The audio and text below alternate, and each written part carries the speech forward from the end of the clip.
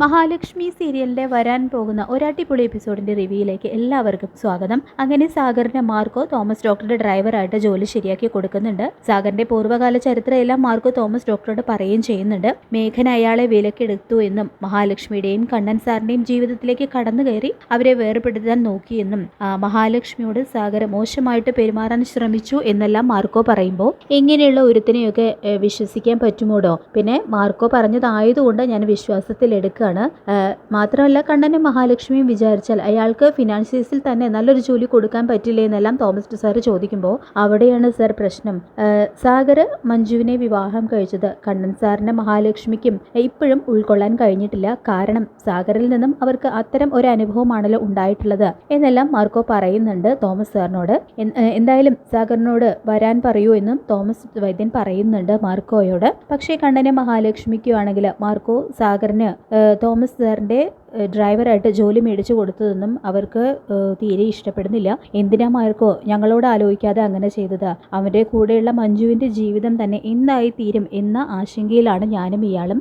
അപ്പോൾ പിന്നെ തോമസ് സാറിനെ പോലെ ഒരാളെ അവൻ വഞ്ചിക്കില്ല എന്നുള്ള കാര്യത്തിൽ നമുക്ക് എന്ത് ഉറപ്പ് പറയാൻ കഴിയും എന്നെല്ലാം ചോദിക്കുമ്പോൾ കണ്ണൻ സാർ പേടിക്കേണ്ട, സാഗറിനെ കൊണ്ട് ഒരു ബുദ്ധിമുട്ടും തോമസ് സാറിന് ഉണ്ടാവില്ല എന്ന് ഉറപ്പ് കൊടുക്കുന്നുണ്ട് മാർക്കോ. അങ്ങനെ സാഗർ തോമസ് സാറിൻ്റെ ഡ്രൈവറായിട്ട് ജോലിക്ക് കയറുകയാണ് കേട്ടോ ചെയ്യുന്നത്. തോമസ് സാറിനും സാഗറിൻ്റെ പെരുമാറ്റമൊക്കെ വല്ലാതെ തന്നെ ഇഷ്ടപ്പെടുന്നുണ്ട്. പിന്നീട് മൂന്നാം ഘട്ട ചികിത്സയ്ക്കായിട്ട് കണ്ണനും മഹാലക്ഷ്മിയും തോമസ് സാറിന്റെ അഗസ്ത്യകൂടത്തിലേക്ക് വരുന്ന സമയത്താണ് അന്നത്തെ ആ സംഭവത്തിന് ശേഷം കണ്ണനും മഹാലക്ഷ്മിയും സാഗറും തമ്മിൽ കണ്ടുമുട്ടുന്നത്. അപ്പോൾ കണ്ണനും മഹാലക്ഷ്മിക്കും ആണെങ്കിൽ സാഗറിനോടുള്ള വെറുപ്പ് മനസ്സിൽ നിന്നും പോയിട്ടില്ല. അതുകൊണ്ട് തന്നെ സാഗറിനോട് അകൽച്ച പാലിച്ചു നിൽക്കുകയാണ് കണ്ണനും മഹാലക്ഷ്മിയും. സാഗറിനാണെങ്കിലും കണ്ണന്റെയും മഹാലക്ഷ്മിയുടെയും അടുത്ത് ചെന്നിട്ട് അവരോട് ചെയ്തതിനെല്ലാം മാപ്പ് ചോദിക്കണം എന്നുണ്ടെങ്കിലും അവരുടെ പ്രതികരണം എന്താകും എന്നുള്ള ഒരു ഭയം ഉള്ളിലുള്ളത് കൊണ്ട് തന്നെ ഒന്നും മടിക്കുന്നുണ്ട്. പിന്നീട് അങ്ങനെ ഒരു ദിവസം മഞ്ജു സാഗറിനോട് പറയുന്നുണ്ട്, സാഗരേട്ടൻ എന്തിനാണ് ഇങ്ങനെ മറ്റുള്ളവരുടെ വണ്ടി ഓടിക്കുന്നത്? സ്വന്തമായിട്ട് ഒരു കാർ വാങ്ങണം. മേഘേട്ടന് ഒരുപാട് സ്വപ്നങ്ങൾ ഉണ്ടെന്ന് എനിക്കറിയാം. അങ്ങനെ സ്വന്തമായിട്ട് വണ്ടി ഓടിച്ചു തുടങ്ങിയാൽ പിന്നെ 10 വർഷം ആവുന്നതിന് മുൻപ് തന്നെ നമുക്ക്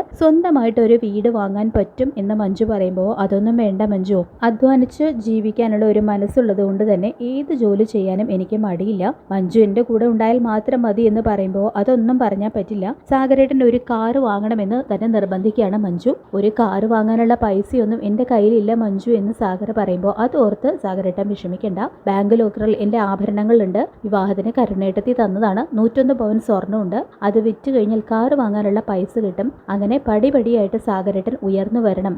മേഘൻ പലതവണ എന്നോട് ആ സ്വർണം ആവശ്യപ്പെട്ടപ്പം ഞാൻ അയാൾക്ക് അത് കൊടുത്തില്ല. അയാളത് വിറ്റ് കളയും എന്ന് ഉറപ്പുള്ളത് കൊണ്ട് തന്നെയാണ് ഞാൻ അത് കൊടുക്കാതിരുന്നത് എന്നും മഞ്ജു പറയുന്നുണ്ട് സാഗറിനോട്. അങ്ങനെ സാഗർ മഞ്ജുവിൻ്റെ ആ സ്വർണം പണയം വെക്കാനായിട്ട് കൊണ്ടുപോകുന്നുണ്ട്. അപ്പോൾ അവിടെയാണ് ഒരു ട്വിസ്റ്റ് സംഭവിക്കുന്നത്. അതെല്ലാം മുക്കുമണ്ടമാണെന്ന് തെളിയുന്നുണ്ട്. അപ്പോൾ ബാങ്കുകാരാണെങ്കിൽ വിവരം പോലീസിനെ അറിയിക്കുന്നുണ്ട്. അപ്പോൾ പോലീസ് അവിടെ എത്തിയിട്ട് സാഗറിനെ അറസ്റ്റ് ചെയ്ത് കൊണ്ടുപോവാണ്. ഇതറിയുന്ന മഞ്ജു ആണെങ്കിൽ ചങ്ക് തകർന്നു പോകുന്നുണ്ട്. കാരണം അന്ന് മഞ്ജുവിൻ്റെ വിവാഹ സമയത്ത് കരുണയാണല്ലോ ആ സ്വർണം മുഴുവൻ കൊടുത്തത്. അപ്പോൾ അതെല്ലാം മുക്കുമുണ്ടാണെന്ന് തെളിയുന്നതോടുകൂടി തന്നെ തകർന്നു പോകുന്നുണ്ട് മഞ്ജു. കരുണേട്ടത്തി തന്നെ ഇങ്ങനെ ചതിക്കുകയായിരുന്നല്ലോ എന്ന് ആലോചിക്കുമ്പോൾ ഒട്ടും സഹിക്കാൻ കഴിയുന്നില്ല കേട്ടോ മഞ്ജുവിന്. അപ്പോൾ ഇത് ചോദ്യം ചെയ്യാൻ തന്നെ തീരുമാനിച്ചുറപ്പിച്ചുകൊണ്ട് മഞ്ജു കമലേശ്വരത്ത് എത്തുകയാണ് കരുണയെ വലിച്ചു കയറാനുള്ള ദേഷ്യത്തിൽ.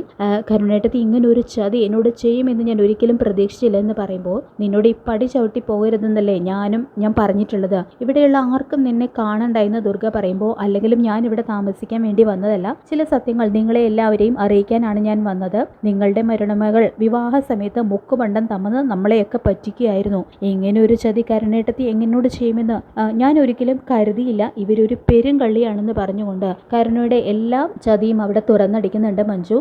എൻ്റെ സ്വർണം പണയം വെക്കാൻ നോക്കി സാഗരേട്ടൻ ഇപ്പോൾ പോലീസ് അറസ്റ്റ് ചെയ്തിരിക്കുകയാണ് എന്ന് പറഞ്ഞുകൊണ്ട് കരുണയും വലിച്ചു കയറുന്നുണ്ട് കേട്ടോ മഞ്ജു. അപ്പം ഇതെല്ലാം കേട്ട് കരുണയും ദുർഗയും ഉണ്ണിയും ഒക്കെ ഞെട്ടിത്തെറിച്ച് നിൽക്കുകയാണ്. അപ്പോൾ ഇതേ സമയം തന്നെ കണ്ണനും മഹാലക്ഷ്മിയും അവിടുത്തെ ആ ബഹളം കേട്ടുകൊണ്ട് അവിടേക്ക് വരുന്നുണ്ട് കേട്ടോ. അപ്പോൾ എന്താ മഞ്ജു പ്രശ്നം എന്ന് കണ്ണൻ ചോദിക്കുമ്പോൾ നടന്നതെല്ലാം മഞ്ജു കണ്ണനോട് തുറന്ന് പറയുന്നുണ്ട്. അപ്പോൾ കണ്ണനും ഇത് കേട്ട് ശരിക്കും വല്ലാതാവുന്നുണ്ട്. അപ്പോൾ കാര്യങ്ങളൊക്കെ അങ്ങനെയാണല്ലേ, അന്ന് കരുണ തൻ്റെ സ്വർണം മുഴുവൻ മഞ്ജുവിന് കൊടുത്തു. അതൊക്കെ മഞ്ജുവിനോടുള്ള സ്നേഹം കൊണ്ടാണെന്ന് ഞാൻ കരുതി. ഇപ്പം എല്ലാ കള്ളങ്ങളും വെളിച്ചത്തു വന്നു. അന്ന് എന്നെയും മഹാലക്ഷ്മിയും തോൽപ്പിക്കാൻ വേണ്ടിയിട്ട് മേഘനും മഞ്ജുവുമായിട്ടുള്ള വിവാഹം നടത്തേണ്ടത് കരുണയുടെ ആവശ്യമായിരുന്നു. അതിന് വേണ്ടിയിട്ടാണ് സഹായിക്കുക എന്നുള്ള അഭിനയിച്ചുകൊണ്ട് മുക്കുമണ്ണം കൊടുത്ത് ആ വിവാഹം നടത്തി എന്ന് പറഞ്ഞുകൊണ്ട് കരുണയ്ക്കും നല്ലത് കൊടുക്കുന്നുണ്ട് കേട്ടോ കണ്ണൻ. എങ്ങനെ ഒരു ചതി ചെയ്ത സാഗരല്ല കരുണയാണ് ജയിലിൽ കിടക്കേണ്ടത് എന്നും പറഞ്ഞുകൊണ്ട് കരുണയ്ക്ക് വായടപ്പിക്കുന്ന മറുപടി തന്നെ കണ്ണൻ കൊടുക്കുന്നുണ്ട്. അങ്ങനെ കരുണയും മഞ്ജുവും കൂടിയിട്ട് അവിടെയിട്ട് വലിച്ചു കയറുമ്പോൾ കരുണയ്ക്കാണെങ്കിൽ നാവനക്കാൻ കഴിയാതെ തല താഴ്ത്തി നിന്ന് പോവുകയാണ് കേട്ടോ. കാരണം ശരിക്കും നാണം കെട്ട് പോകുന്നുണ്ട് കരുണ ഇതേ സമയം. അങ്ങനെ മഹാലക്ഷ്മി സീരിയലിൻ്റെ വരാൻ പോകുന്ന ത്രില്ലിംഗ് ആയിട്ടുള്ള ഈ ഒരു എപ്പിസോഡിനായിട്ട് നമുക്ക് കാത്തിരിക്കാം. ഈ റിവ്യൂ ഇഷ്ടപ്പെട്ടെങ്കിൽ ലൈക്ക് ചെയ്യുക, ചാനൽ കൂടി ഒന്ന് സബ്സ്ക്രൈബ് ചെയ്ത് സപ്പോർട്ട് ചെയ്യുക. താങ്ക്